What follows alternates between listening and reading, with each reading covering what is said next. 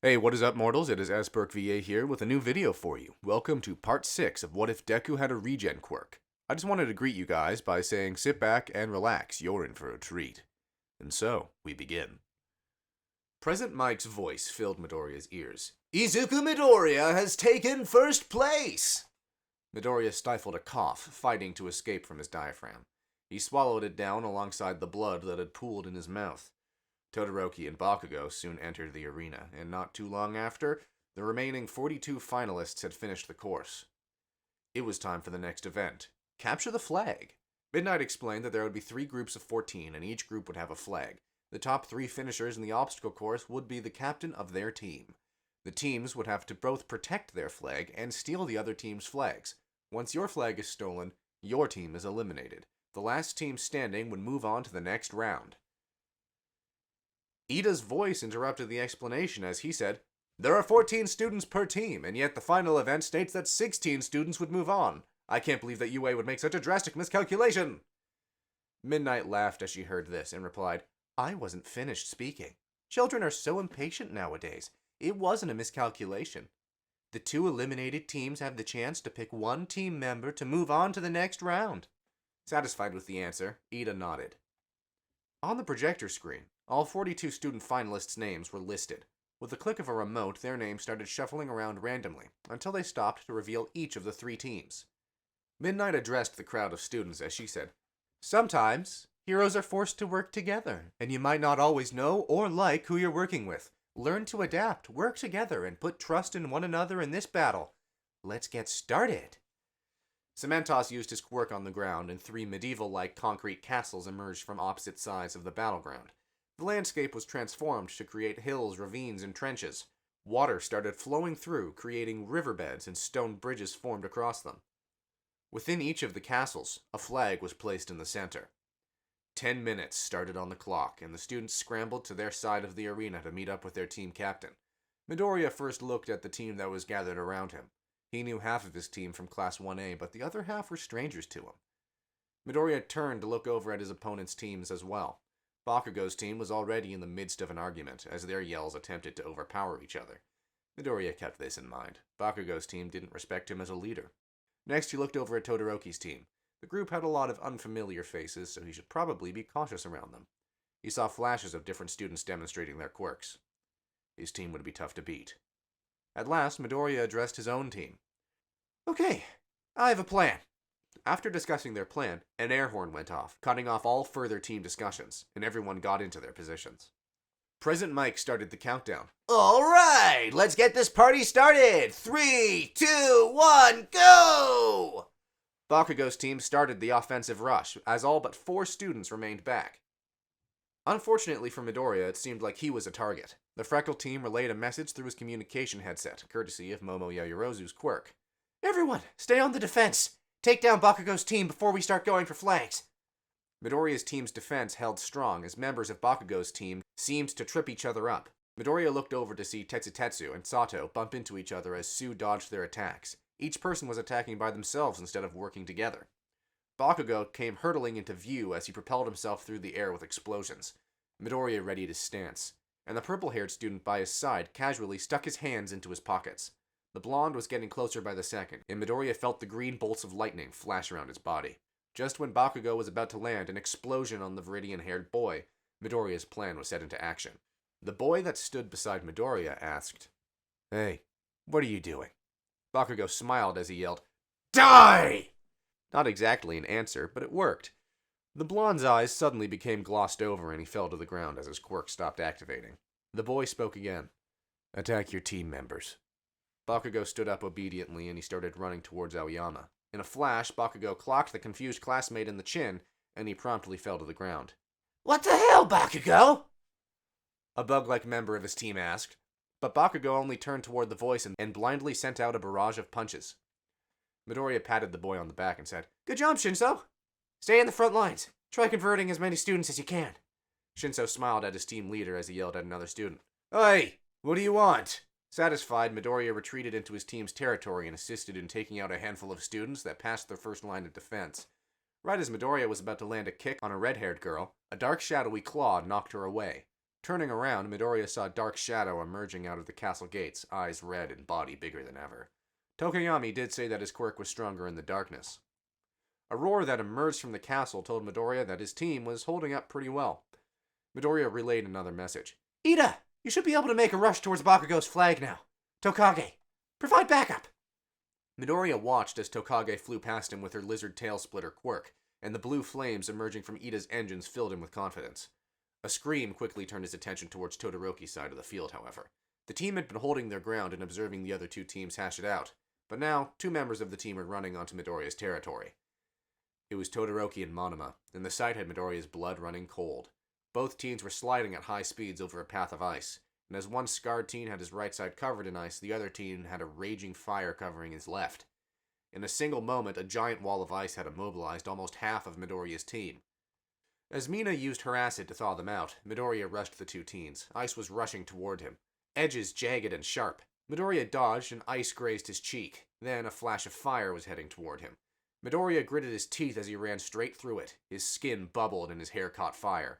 He pulled back his fist for a punch, but an icy fist met his jaw first. Midoriya tumbled to the ground, his body now frozen from the feet up to his chest. But he powered up and broke out of the icy cage. The 2 teens stood confident and powerful as Midoriya's body healed. Another wave of ice was heading toward him, but Midoriya punched it directly. Chunks of ice blasted back at the pair, but Monoma's fire melted it with a single blast. The 2 sent out an attack of ice and fire all at once, and elements intertwined together as Midoriya was hit straight on.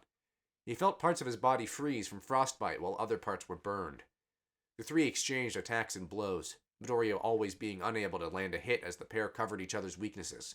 Todoroki only used his ice side while Monoma was able to use both. It was seemingly impossible to take them out. As Midoriya kept trying and failing, his body was reaching its limits. As another wall of ice charged at Midoriya, an explosion blasted it apart. Yaoyorozu kneeled next to a cannon and gave the leader a thumbs up. That's right, Midoriya had his team behind him, while the other team only had 2. Midoriya spoke into his communication device. Everyone, switch focus onto Todoroki and Monoma. Tokiyami, keep protecting the flag from remaining members of Bakugo's team. With that message sent out, a loud voice echoed throughout the battlefield. The voice yelled whoosh, and suddenly a strong gust of wind was blowing out Monoma's flames and pushing back the pair. Manga Fukudashi had used his quirk Comic to catch Todoroki and Monoma off guard. Tape flew out from Siro's elbows, and the 2 infiltrators were tightly wrapped together. He swung them into the wall of their castle, further weakening them. Yaoyorozu even shot out a net from her cannon to cover them. Shinso came up to the pair, and he said in a cocky tone, How does it feel being bested by us? Monoma replied first in protest, but then his eyes turned a milky white. The teen spoke again. Do you think your dad is disappointed in you, Todoroki? For the first time, Midoriya heard a yell of pure rage escape Todoroki's throat, but then he stopped speaking. Shinso, I think you went too far with what you said to Todoroki, Midoriya commented, but the purple-haired teen sighed. Sometimes you have to hit them where it hurts. Couldn't risk them breaking out. The sound of Ida's voice turned the remaining members of Midoriya's team to Bakugo's side of the arena. The speedster was holding a red flag in his arms, and various purple balls of differing sizes were sticking to his back. Parts of Setsuna were flying behind him. We need assistance! He yelled. As he said this, a giant purple ball hurtled towards him at the speed of a cannonball. Luckily, Setsuna was able to help Ida dodge.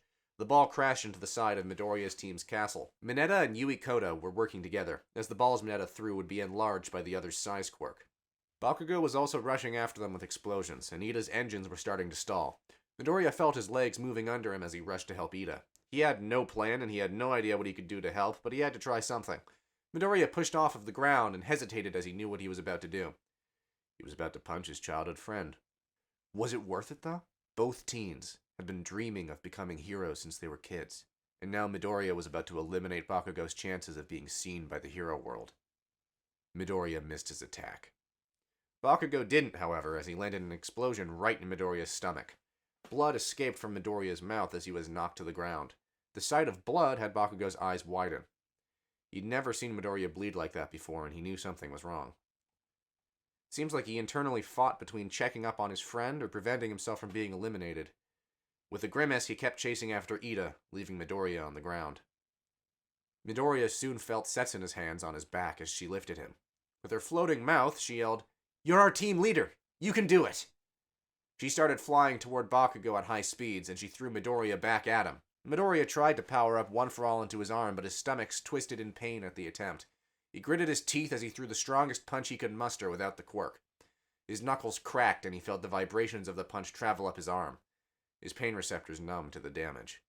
Bakugo lost his focus and was thrown off guard, but he recovered quickly. The blonde turned to retaliate, but another and much stronger punch hit Bakugo. The strange part was that no one had even touched Bakugo, and yet he was knocked down to the floor. Midoriya turned around and saw Nirengeki Shota, giving Midoriya a weak smile as he fell to the ground himself. The Class 1B student had used his Twin Impact quirk to take down Bakugo. With the team leader gone, Ida was able to transfer the flag to Dark Shadow's outstretched hand. Present Mike's voice echoed through the arena. Team Bakugo is eliminated! But then a screaming Hagakure had turned the team's attention to her. Midoriya's jaw fell to the ground as he saw her carrying a blue flag that belonged to the last remaining team. Hatsume walked up next to Midoriya as she explained what happened. Hatsume had formed a plan while the rest of the team was dealing with Bakugo. She saw Hagakure's invisibility and Shihei Kuroiro's ability to merge into shadows, and an idea formed in her head. She would use the two to sneak into Todoroki's castle. She used her zoom quirk to see that the inside of the castle only had one person guarding it, and the rest of the team was spread out on their team's territory. She was easily able to identify an opening, so the support course student used her jetpack to fly the pair over to Todoroki's castle. Hagakure used her light refraction ability to make themselves temporarily invisible. After dropping them off, Kuroiro merged with the shadows and Hagakure snuck past the defenses. Awase used his weld quirk to attach the flag to himself, but being attacked by people he couldn't see had him easily overpowered and knocked out. The hard part was escaping. Awase's yelling had alerted the other team members, and Hagakure turning the flag transparent had the entire team frantically searching. As they tried to escape, the pair had to avoid various mushrooms that had been covering the floor, but when they accidentally stepped on one, it made a noise, alerting Shoji to their location with his various ears and sensory organs. They ran as fast as they could as horns, electricity, vines, mushroom, and rocks glowing a faint purple flew after them. Luckily, they were narrowly able to make it back to the castle with the flag when the rest of Midoriya's team came to their defense. Present Mike spoke once again over the speakers. Team Todoroki is eliminated! Team Midoriya is the winner! This video is sponsored by NordVPN. Staying safe online is an ever-growing difficulty, and hackers could exploit you. NordVPN allows you to change your IP address, making you harder to track, securing your privacy. In addition to providing you with safe passage through the web, you can also expand the reach of your favorite streaming services. Are you tired of going through 2, 3, or even 4 streaming services to watch your favorite anime? Well, with NordVPN, you can change your virtual location and be able to binge shows like My Hero Academia, Naruto, and many others on your favorite streaming services with just the press of a button. Check out the link in the description to get 72% off when buying for 2 years at $3.29 a month. This deal is for a limited time, and thank you to NordVPN for sponsoring this video. Midoriya fell to his knees as a wave of exhaustion fell over him. He desperately wanted to lay in bed back home, but he had the final event of the sports festival to get through. The solo tournament. It was time to reveal the tournament brackets. Unfortunately, much of Midoriya's team had been rendered unconscious during the event. Sue had been put into a cold-induced coma due to Todoroki's ice, and Shota had passed out due to exhaustion. Manga's voice, well, it was completely gone. Due to this, in addition to the one member each losing team could choose to advance, there were 3 extra spots available. Todoroki's team had 3 people from his team move on, and Bakugo's team had 2 people move on. The bracket was shown on screen, and Midoriya searched for his name. He was the first battle, and he would go against the team member that had helped him greatly during the Capture the Flag event, Hitoshi Shinso. In fact, he heard his voice from behind. Are you excited for your battle? The freckled teen's hands immediately flew to cover his mouth. He turned around to face his opponent. Man, should have known you wouldn't have fallen for it. The purple-haired boy chuckled softly. He gave a courteous wave as he walked away, and Midoriya sighed in relief. He headed to his side of the arena and watched as the battlefield for the tournament was arranged. Cementos used his quirk to flatten the landscape from the Capture the Flag battle, and what remained was a plain dirt plot. Midoriya and Shinso then walked to the center of the field and stopped once they stepped into the circular arena. Cementos then elevated the students up into the air with a cylindrical piece of land. Below the arena, water flowed and filled the battleground like a swimming pool. The 2 teens readied their stances and listened intently to Present Mike's voice. For our final event, we have a solo tournament. The rules are simple. Knock your opponent out of the ring to win. From General Studies, we have Hitoshi Shinso. And from the Hero Course, we have Izuku Midoriya. Let's get this battle underway. 3, 2, 1, fight! Midoriya didn't activate One For All. Maybe a better word would be couldn't. The more he used the quirk, the more he felt his body deteriorate from the inside. The setback wouldn't be too detrimental, though. Shinso was fairly built, but he wasn't on the same level as Midoriya. The purple-haired teen was unaccustomed to battle. Midoriya could see it in the way he hesitated when the round started. The way his stance left him vulnerable to various attacks, the way his punching technique was off balance and his thumbs were tucked into his fist. Midoriya dodged his opponent's strike. With another punch, Midoriya moved his hand to catch his opponent's. He grabbed his wrist and adjusted Shinso's formation. You should try not to tuck your thumbs into your fist, or they'll break when you punch. Make sure you block your face with one arm when you punch with the other. Keep your core tight and feet planted so you don't throw yourself off balance. Shinso fixed his form with Midoriya's advice and looked up at the boy for confirmation. Good. Now let's try this again. Shinso jabbed a fist into Midoriya's face, quick and powerful. Midoriya smiled as his broken nose readjusted into place. He wiped away the blood that trickled out with the back of his hand and got back into fighting formation. Shinso was surprisingly resilient. Despite multiple blows to the head, he was still able to counter and get back up. He even landed a couple of good hits on Midoriya. Granted, the freckled teen felt like his organs were on fire, but his opponent didn't need to know that. Midoriya was backing Shinso up to the edge of the platform. As his foot grazed the edge, a couple of pebbles fell into the water below. Seeing how he was cornered, Shinso retaliated. He didn't want to be eliminated. He wanted to prove that he could be a hero despite people calling his quirk villainous. He tackled Midoriya, and the two grappled on the ground. Shinso spoke out to Midoriya. No one has ever taken my dreams of being a hero seriously because of my quirk. This is my chance to make it in the hero course. So let me win, would you? Shinso's plea struck a chord with Midoriya. He understood the feeling of having a quirk that isn't really outwardly heroic or powerful. He wanted to comfort Shinso, but he knew that the teen phrased his words into a question. This was Midoriya's chance to show the world who he is. He couldn't let this opportunity go. Midoriya kicked Shinso off of him and grabbed the boy by the collar. He walked his opponent to the edge of the platform, and Shinso felt his feet dangle in the air. Midoriya gave his opponent a sympathetic smile and said, Whatever they think.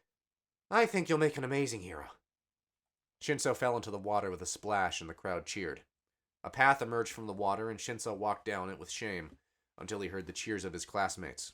He smiled, feeling recognized and validated for his dreams of becoming a hero. Little did he know, he'd made a strong impression on a hero that was watching him. Midoriya's next battle resulted in victory. He was able to counter Hagakure's invisibility by grabbing onto her after she attempted to push him off the platform. The next battle was what had Midoriya's stomach doing cartwheels. Or maybe it was his quirk failing. At any rate, his next fight was against Bakugo. Midoriya laid down on the floor of his waiting room. What the hell's happening to me? His body was involuntarily shaking, and he felt what people would describe as sick. Despite it being his first time being sick, he doubted that this was like a common cold.